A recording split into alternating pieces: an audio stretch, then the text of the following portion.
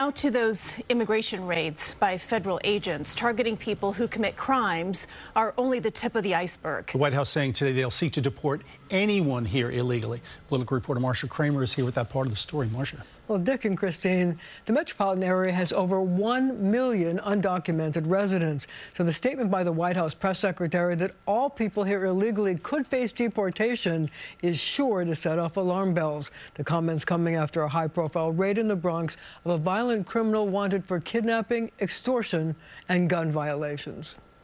White House Press Secretary Karoline Leavitt questioned closely by reporters about a federal raid in the Bronx and whether President Trump now wants to change the focus of the people he wants to deport from just those who commit violent crimes. So I'm asking, though, he said he was going to focus on those violent offenders first. So is violent offenders no longer the predicate for these people to be deported? The president has said countless times on the campaign trail that he is focused on launching the largest mass deportation operation in American history of illegal criminals. And if you are an individual, a foreign national, who illegally enters the United States of America, you are, by definition, a criminal. And so therefore, you are subject to deportation. And there it was, a clear warning to the hundreds of thousands of undocumented living in the metropolitan area that they could be deported. There were 650,000 undocumented people living in New York in 2022, 450,000 in New Jersey.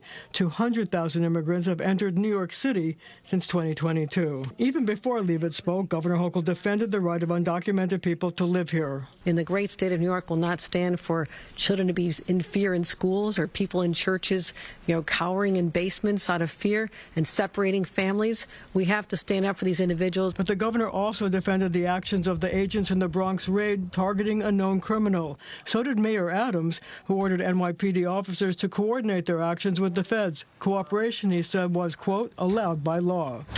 The timing of the city's cooperation raised some eyebrows. It came just hours after House Investigations Chair James Comer wrote to Mayor Adams demanding he appear before Congress investigating sanctuary laws and their impact on the effectiveness of the feds to enforce immigration laws. Adams, along with the mayors of Boston, Chicago, and Denver, is set to testify before Congress next month on how sanctuary city laws hinder immigration enforcement efforts. It's a move supported by House Speaker Mike Johnson. We are going to restore law and order at any cost. Now, the House hearing is set for February 11th. A spokesperson for Mayor Adams said the mayor is still reviewing his options about testifying. And on the issue of deporting the undocumented, the mayor has said repeatedly that while he wants to get the bad apples out of the big apple, he does not support mass deportations. Guys? And is one of the options for the mayor not to testify? Well, as a matter of fact, he could submit written testimony and see if that flies, but I guess we have to wait and see what he decides to do. Okay, Marcia, thank you.